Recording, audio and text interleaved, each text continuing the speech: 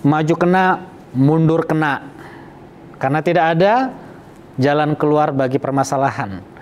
Tapi kalau sudah bersama dengan Tuhan Yesus, bagi saudara, bagi saya, bagi bangsa Israel yang tidak punya jalan keluar di setiap permasalahan, Tuhan ciptakan jalan keluar yang baru.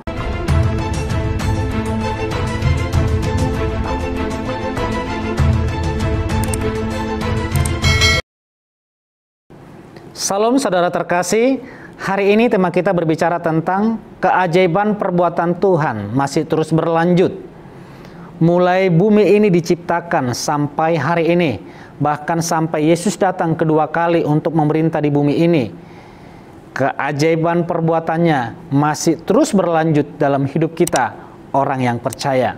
Jadi bagi saudara yang sedang memerlukan, mengharapkan keajaiban perbuatan Tuhan terjadi dalam hidupmu, teruslah berharap, teruslah percaya, karena orang yang percaya kepada Yesus Kristus tidak akan dipermalukan. Engkau akan melihat keajaiban itu terjadi dalam hidupmu, dalam nama Tuhan Yesus. Kalau kita melihat di zamannya Abraham, istrinya sudah mandul, mati pucuk, dan tidak ada lagi harapan untuk dia dapat melahirkan seorang anak. Tapi Tuhan berkata, "Hai Sarah, hai Abraham, engkau akan memiliki anak kandung, bahkan anak perjanjian yang membawa berkat bagi bangsa-bangsa." Abraham dan Sarah memilih percaya daripada meratapi nasib mereka, daripada meratapi fakta hidup mereka. Saudara harus memilih percaya kepada perkataan Tuhan, firman Tuhan, daripada meratapi atau menerima keadaan nasibmu. Karena nasib dan fakta hidup itu dapat diubahkan oleh perkataan Tuhan Yesus.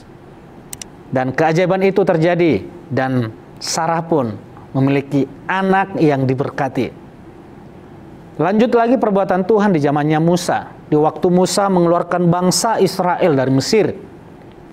Di tengah perjalanan mereka berhadapan dengan masalah yang tidak ada jalan keluarnya, yaitu Laut Teberau. Di belakang ada tentara Mesir yang siap menangkap mereka, mengembalikan mereka kembali ke perbudakan. Maju kena, mundur kena. Karena tidak ada jalan keluar bagi permasalahan. Tapi kalau sudah bersama dengan Tuhan Yesus, bagi saudara, bagi saya, bagi bangsa Israel yang tidak punya jalan keluar di setiap permasalahan, Tuhan ciptakan jalan keluar yang baru. Dengan tongkat kayu, Tuhan ciptakan jalan keluar dengan membelah Laut Teberau. Itu tidak dapat dilakukan manusia, tapi karena Tuhan mau melakukan keajaiban bagi umatnya, maka hal itu dapat terjadi. Bangsa Israel pun keluar. Setelah itu masuk ke zamannya Yosua, di mana tembok Yeriko yang begitu tebal, begitu tinggi, bahkan di atas tembok Yeriko dibangun rumah.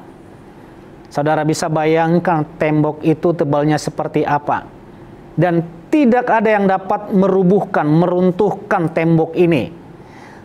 Tapi Tuhan mau melakukan perkara yang ajaib lewat orang yang dikasihinya, hanya dengan memutari tembok Yeriko itu sebanyak 13 kali.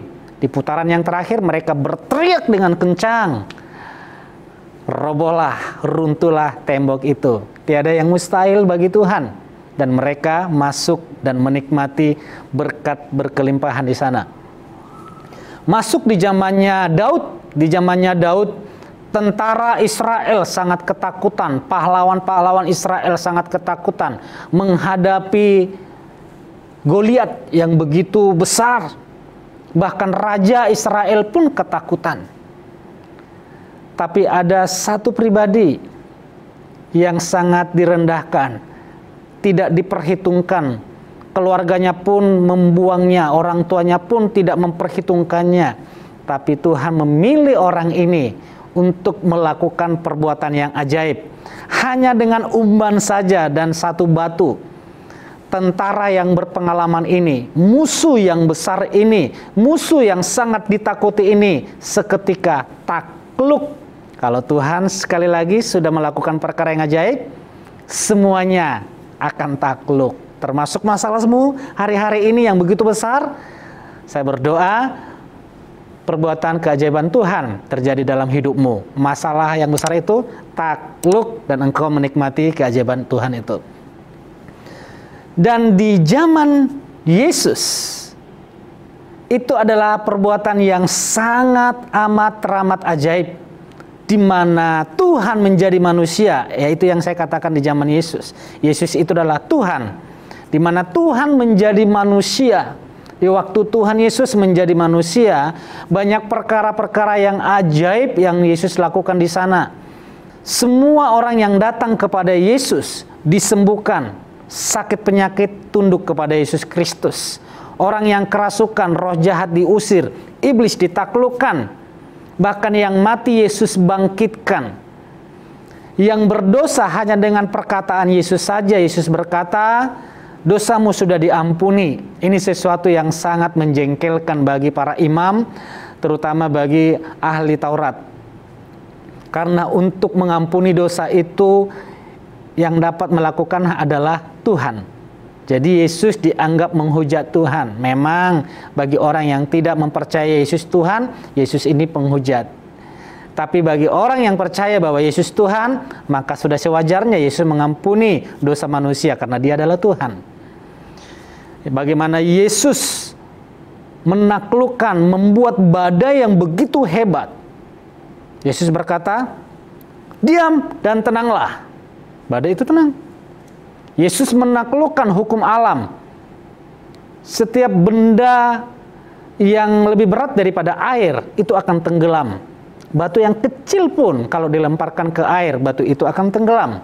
Tapi Yesus berjalan di atas air. Dia menaklukkan hukum alam. Dan Dia melanjutkan karya yang ajaib, perbuatan yang ajaib, yaitu dengan mati di atas kayu salib. Tuhan mau mati di atas kayu salib. Yesus mati bukan karena Dia disalib. Yesus mati bukan karena Dia dipaku. Tidak ada paku yang membuat Yesus mati. Tidak ada kawat duri yang membuat Yesus mati. Tidak ada penyiksaan, penderitaan yang membuat Yesus mati. Yang membuat Yesus mati adalah karena Yesus mati. Yaitu karena Yesus menyerahkan dirinya, menyerahkan nyawanya kepada Bapaknya. Tuhan, Bapa, ke dalam tangan-Mu lah aku menyerahkan hidupku. Baru Dia mati. Bukan paku yang membuat Yesus tersalib.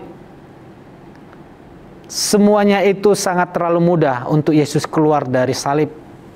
Tapi yang membuat Yesus tersalib itu adalah cintanya, kasihnya kepada saudara dan saya. Dia rela tergantung di atas kayu salib supaya dosa kita, semua dosa kita, kutuk kehinaan kita sudah terpaku di atas kayu salib.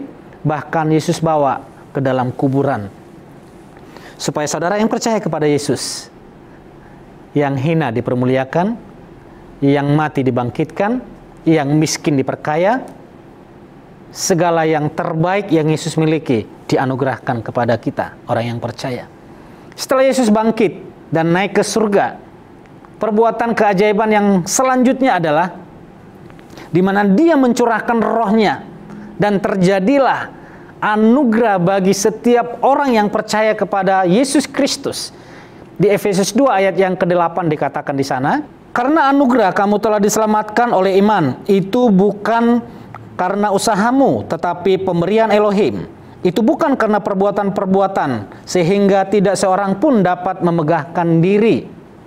Dikatakan di sana, untuk menerima keselamatan, kita tidak harus membayar surat utang dosa. Kita tidak harus datang ke Israel, pengakuan dosa. Cukup percaya kepada Yesus Kristus Tuhan, maka semua dosa kita sudah diampuni. Jadi penebusan dosa itu bukan karena ibadah, bukan karena amal, bukan karena kesalehan, bukan karena apa yang baik yang sudah kita lakukan, tapi itu murni karya Yesus Kristus. Setelah kita menerima karya Yesus Kristus yang menyelamatkan kita, maka kita beribadah kepadanya, maka kita melayani, maka kita berbuat baik, maka kita melakukan yang terbaik demi mempermuliakan nama Tuhan. Bahkan di Galatia 3 ayat yang ke-28 dikatakan di sana, tidak ada lagi orang Yahudi atau Yunani, tidak ada lagi hamba atau orang merdeka, Tidak ada lagi laki-laki dan perempuan, karena kamu semua adalah satu dalam Kristus Yesus. Dan jika kamu milik Kristus, maka kamu adalah keturunan Abraham dan menjadi pewaris dari perjanjian itu. Karena semua kita yang percaya kepada Yesus Kristus, kita adalah orang yang spesial di mata Tuhan. Apapun latar belakang saudara, apapun suku kita, apapun bangsa kita, apapun pendidikan kita, baik kita orang merdeka, orang bukan merdeka atau budak, semua kita ini adalah orang yang spesial di mata Tuhan. Semua kita sama-sama anak, sama-sama orang yang spesial. Engkau dan saya adalah biji mata Tuhan. Engkau dan saya adalah kekasih Tuhan. Jadi dikatakan di sana, jika kita adalah milik Kristus, maka kita adalah keturunan Abraham, di mana semua perjanjian itu diwariskan kepada kita anak-anaknya. Jadi saudara jangan fokus lagi kepada Abraham. Berkat Abraham apa ya untuk saya? Bukan lagi. Saudara fokus kepada Yesus Kristus. Karena semua perjanjian yang sudah Tuhan berikan kepada Abraham, semuanya itu digenapi di dalam Yesus Kristus. Karena anak perjanjian yang akan menggenapi janji itu, di mana anak ini akan menjadi berkat bagi bangsa-bangsa, yang dimaksud adalah Yesus Kristus, bukan bangsa Israel.